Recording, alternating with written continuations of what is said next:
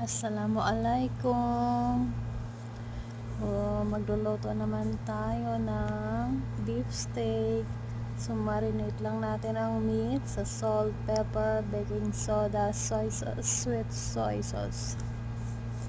Ganoon lang kadali.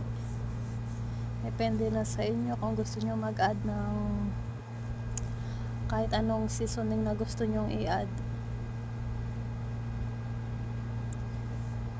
So, meron tayo ditong garlic, sugar, pepper, soy sauce, sweet soy sauce, corn flour, tsaka water. Mix na lang natin para sa ating sauce later. Mix lang hanggang sa matunaw ang sugar.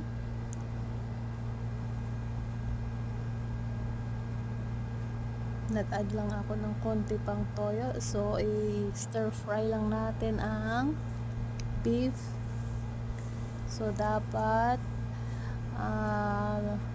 manipis ang ating beef at saka hiwain lang natin ng strips. So, i-stir fry lang natin para mabilis lang ito siyang maluto kasi manipis na siya and napakalambot kapag naluto. So, kapag ganyan na yung kanyang texture, luto na yan siya. Tanggalin lang natin muna.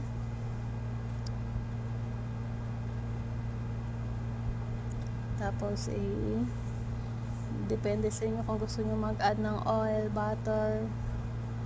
Ako, konting oil. Nag-add lang ako dyan ng konting oil. Tapos, stir fry lang din ang gulay hanggang sa yan, ganyan ang itsura. Ngayon, add na natin ang ating karne. Mix lang natin. Add na rin natin ang ating sauce. So, mix lang hanggang sa maluto. So, mabilis lang ito kasi kapag lumapot na yung sauce natin, so, ibig sabihin,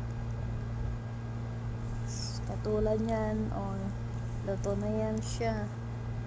Diba, ganyan lang kadali ang ating ulam tips for today. Diba? Thanks for watching. Sana nagustuhan nyo ang video. Diba?